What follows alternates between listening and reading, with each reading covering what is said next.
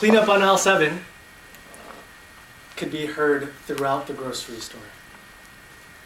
Baby Jane was looking at the cake holder in the grocery store, pressing her nose up against it, rubbing her face and oiling up and smearing up the cake holder. She couldn't decide. Which cake should I get? I have to get the perfect one for Grandpa. Awoken by her grandma tapping on her shoulder, she finally decided, the fruit cake, please.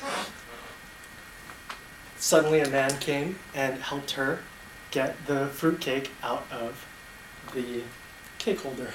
I don't know what it's called. When it came time to pay at this small grocery store, the cashier soon scanned all of their items. But when the cake came up, it ended up being a $50 fruit cake. The grandma looked worriedly at the total of the cashier. The cashier said to her, looked worriedly at the green thing that said the total, as a tear welled up into her eye. She knew she didn't have enough money, and she looked to Baby Jane to see if she had collected enough coins to pay for the cake. Jane took her coins out, counted them, and alas, they didn't total up to $50. However, so they walked out of the grocery store, cakeless. The grandma, ashamed and sad that she couldn't pay for the cake, told Baby Jane, Grandpa doesn't want that cake, Jane. Let's get him something else for his birthday. But the man who had seen Jane smearing her face against the cake holder saw that the cake was left at the register. Did they not get that cake? He said to the cashier. No, they couldn't pay for it. I'll pay for it, the man said.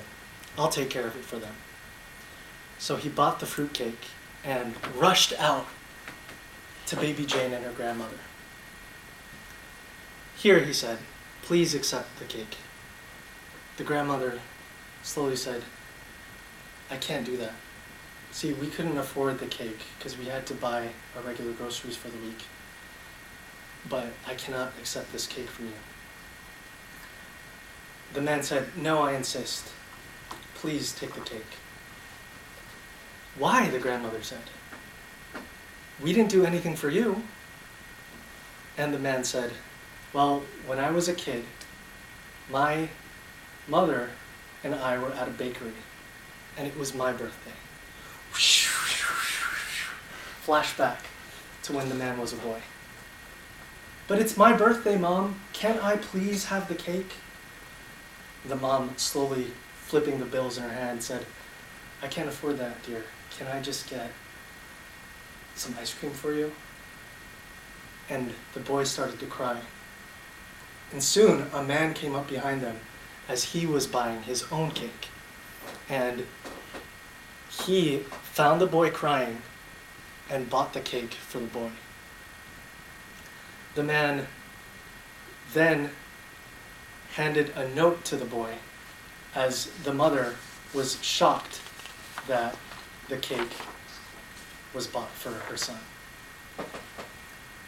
Telling this story to the grandmother and her granddaughter, Baby Jane, the grandmother immediately understood. And she offered to pay the man for the cake and said, please, sir, write down your address on this note. The man, smiling and recalling his time as a boy, took the piece of paper and began writing. When he finished writing, he handed it to Baby Jane and said, promise me, when you get older, you'll help somebody too. And he walked off with a smile on his face. when the grandmother and baby Jane walked into their house. Baby Jane was so excited.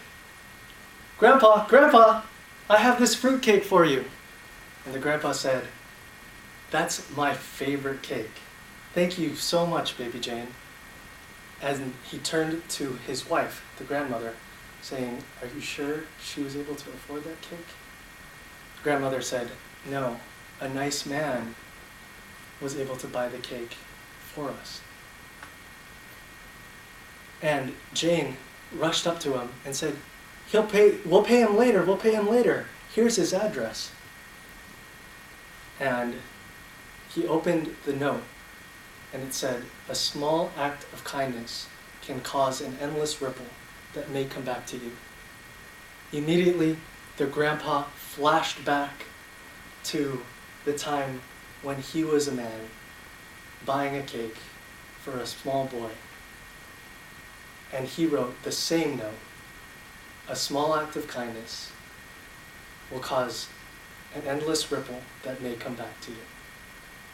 Thank you, Brian, for that touching